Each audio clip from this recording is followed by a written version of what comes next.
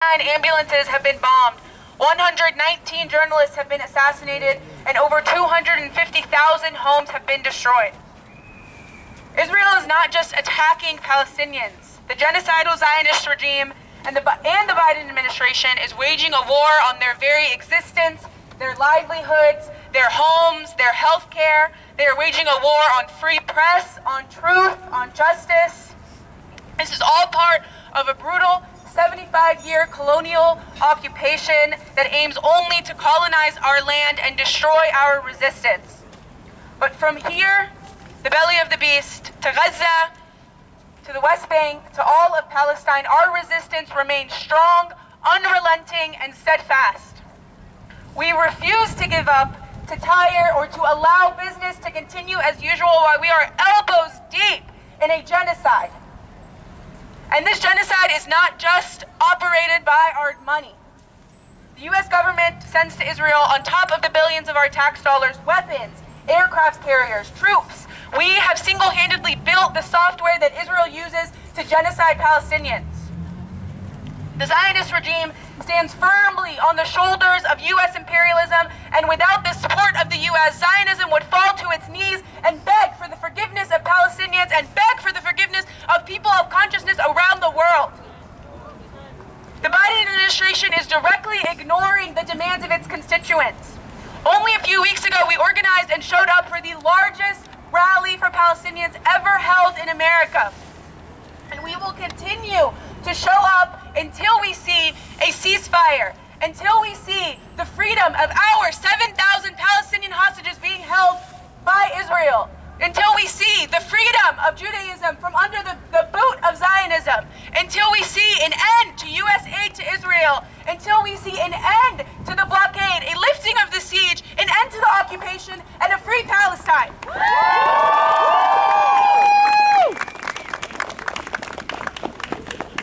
If one thing that the entire world has learned about Palestinians in the last 4 months is that we are a resilient people. With that said, I want to welcome somebody who has taught me so much about Palestinian resilience. That is my cousin, Samira. Good afternoon, everyone. Today I stand before you as a Palestinian, a granddaughter of a 1948 Nakba survivor. Growing up in Lebanon during the Israel-Lebanon War, I experienced the impact of Israel's destructive and genocidal campaign. From a young age, the fear became ingrained, triggered by the sounds of bombs and the daily roar of Israeli war jets circling overhead and breaking the sound barrier. I couldn't understand then how there could be such cruelty and injustice in the world. Little did I know that Israel will continue to outdo itself in injustice, brutality, and destruction year after year. It has been 107 days of the most documented genocide in modern history, publicly supported by our government and funded by our tax dollars, under the name of self-defense. For 107 days, we've witnessed close to 30,000 civilians, mostly women and children, being murdered and pulled from under the rubble. Throughout these 107 days, we've observed the world's moral compass destroyed, as we've witnessed flawed laws, human rights organizations, and the double standards of the Western nations. 107 days of ethnic cleansing of Gaza, the latest chapter of the 75 years of Zionist theft of Palestinian land and the ongoing Nakba. Every day, we are, as a community, grieving every attack as if it's an attack on us as individuals, an attack on our families, because every attack on any Palestinian family is an attack against all of us. Because in our millions and in our billions, we are all Palestinians. The collective trauma of our community did not start in October of last year. This intergenerational trauma has been passed down through our lineage for generations, leaving a lasting imprint on all of us. We are here today and every Sunday to tell the world and to tell leaders and politicians who have abandoned Gaza that we will not abandon Gaza or the Palestinian struggle for freedom. Our commitment to Gaza will increase as the days of genocide toll onwards. Our commitment will continue to increase. We will not tire out and we will not quit. Our voices will grow louder, our efforts stronger.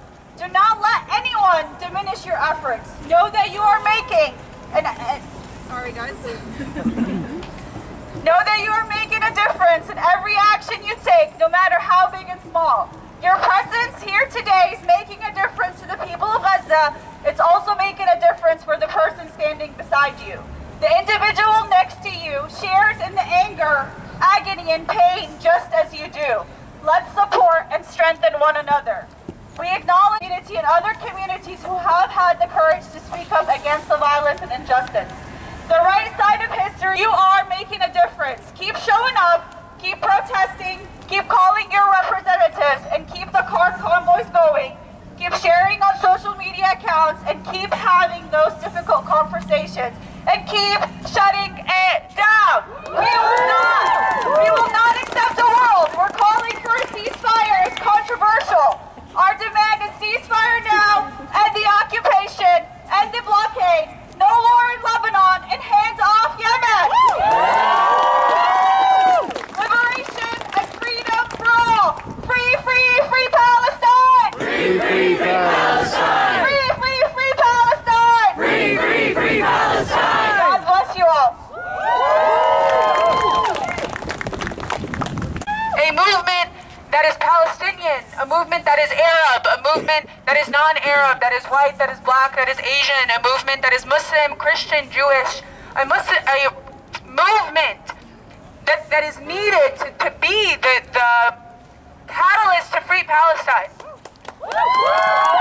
The siege on Gaza now! End the siege on Gaza now! We want justice, you say how? We want justice, you say how? End the occupation now! End the occupation now! Stop the bombs on Yemen now! End the siege on Gaza now! End the siege on Gaza now! End the occupation now! End the occupation now! Stop the bombs on Yemen now! Stop the bombs on Yemen now! End the siege on Gaza now!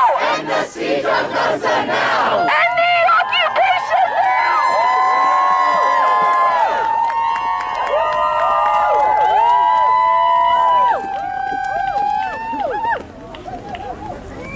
We will free Palestine! We will free Palestine! Within our lifetime! Within our lifetime! We will free Palestine! We will free Palestine! Within our lifetime! Within our lifetime! We will free Palestine! We will free Palestine! Within our lifetime! Within our lifetime! We will free Palestine! We will free Palestine! Within our lifetime! Within our lifetime!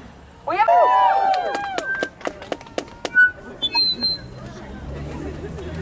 Salam, y'all. My name is S. I'm a member of UNC SJP Students for Justice in Palestine. We are having an event this Monday. It is a walkout. For those who don't know, Barry Weiss, a vile Zionist journalist, is going to be visiting campus, talking about her experience. She has been spreading lies about what is going on in Gaza.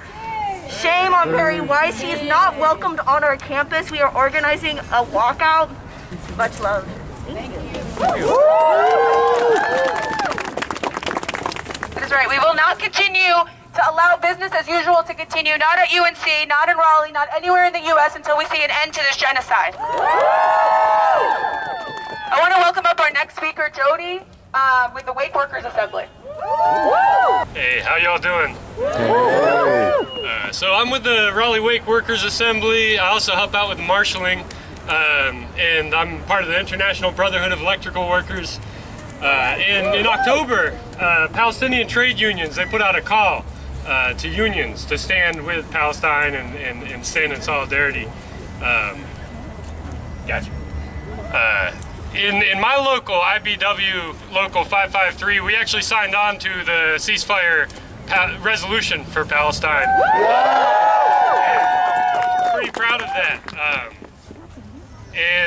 But that's insufficient, right? We're one local. The vast majority of our locals have not. Actually, one of them released a statement that was horrific up in New York. And even then, if we all signed on to a resolution, what does that do? Not enough. Not enough. We need real material action. The working class, the workers, most of us are workers, we build the world. We build the very system that actually oppresses us. and the system that is committing genocide against the Palestinians. We make products, right? We make the world run. We make the profits, and we can shut it all down. Now, for us to effectively support Palestine in the U.S., we need an organized working class here. We can't shut things down if we're not organized. We can't do anything as individuals. Dock workers in multiple countries have stopped weapons shipments from going to the Zionists. We need more of that. We need more of that here. Likewise, the workers here, we need the Palestinian struggle. We have the same enemies, multinational corporations, bankers, and their bought and paid for politicians. They're the same ones committing genocide there and making money off our backs here. So we need unity to defeat them. Now, building that unity, right here, what we're trying to do as a part of that is rebuilding the Raleigh Wake Workers Assembly. We want to organize the unorganized here. We want to bring workers' struggles together here. And we need that if we're going to stop this genocide, if we're going to help to stop the genocide here. And we need that if we're going to fight for our own rights here, for fair wages, for better working conditions, and all of that. So if you're out there, if you're interested in organizing your workplace, which you should be, I know you're not getting paid enough. None of us are, right? If you're interested in organizing your workplace, both to fight for yourselves and to stand up for Palestine, come find me. We got sign-ups for Raleigh Wake Workers Assembly. We need as many of you as we can to build a real working class movement here, to fight both struggles at the same time and to build that unity. Thanks, y'all. Sorry about that. Assalamu alaikum. Wa alaikum assalam. 107 days. 107 days of bombardments. 107 days of fear. 107 days of loss. And 107 days of genocide. These are only a few atrocities Palestinians have faced since October 7th. Right. Humanity has never witnessed or experienced the destruction we see in Gaza now. Hospitals, churches, mosques, and schools are either being raided or bombed by Israel, leading to over 60% of the buildings in Gaza turning into rubble. Shame. The Israeli army has also taken away food, clean water, clean air, and shelter from the Palestinians, but that is not enough for the Israeli army. They took their atrocities a step further and destroyed the educational system, the healthcare system, and communication services of the people in Gaza. The people of Gaza, the entire population of Gaza has now been displaced, and they struggle just to get the basic human needs. Basic necessities like seeing a doctor when you're sick with the flu is not really an option for the people of Gaza now. Hospitals are either shut down from the severe damage or are operating at their capacity right now. Medical staff there don't have the resources to treat children with injured limbs, so they are forced to amputate them. Pregnant women are giving birth and then discharged the same day. All of this is happening with no pain medication and in hospital hallways or tents because there's no space in the hospitals. Another struggle the people of Gaza face is the lack of food. Right now, everyone in Gaza is experiencing a crisis level of food insecurity. In December, the United Nations World Food Program reported that 90% of people in northern Gaza spend a full day and full night without food. And over 60% of people in southern Gaza face the same. Shame. Which means that 2.2 million people in Gaza are hungry right now. Israel knows this. Israel knows this and continues to commit their war crimes, which has pushed the people of Gaza towards famine, the point where people can die from starvation. Despite all these odds, the people of Gaza continue to fight for their right to survive. And even though the lack of action from our leaders has failed us all, I'm here to say that the humanity of people is stronger than it has ever been, and that humanity will prevail.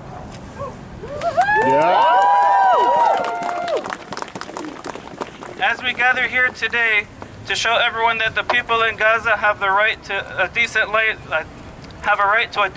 like everyone else, that they are not alone and that they will not be left behind. Right. Because for 107 days, we have showed up to the rallies, marches, we called our state representatives, we went to our city council meetings, and we donated our money, time, and effort for the Palestinian cause. And we will continue to do everything we can to free Palestine.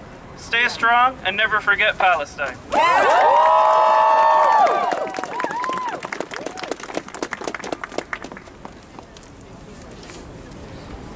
Thank you so much, Rashid. Everything that Rashid just explained to us is only an indication that Israel is not only trying to fight this war, but they are trying to make Gaza completely uninhabitable, which is only an indication that after we achieve a ceasefire one day, inshallah, our fight is far, far, far from over. We will need to continue to mobilize and organize and continue to organize the way that we have been the last 100 days until we see an absolute end to all of this violence and an absolute end to the occupation entirely.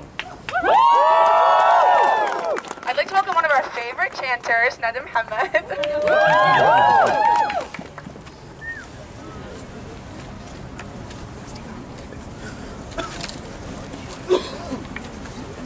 Can everyone hear me? Yes. So I just want to quickly say, I want to thank everyone for coming out today and for every day and every week.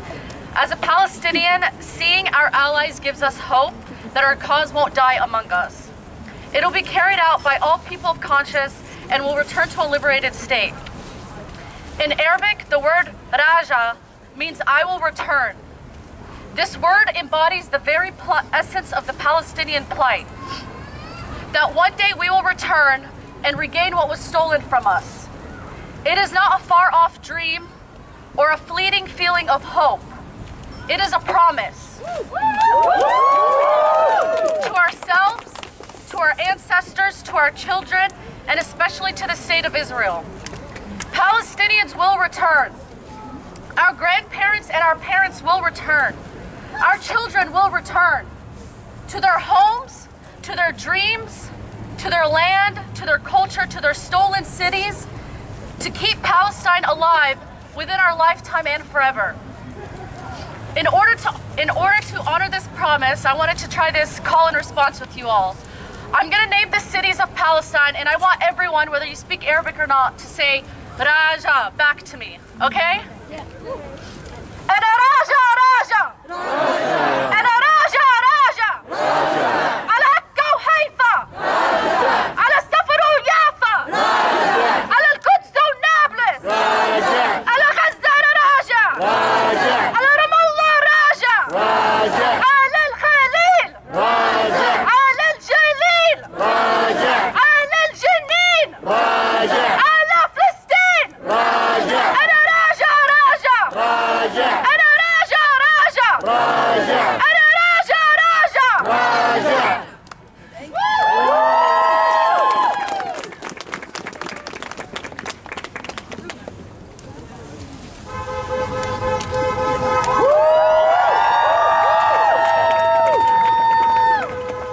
We absolutely will return.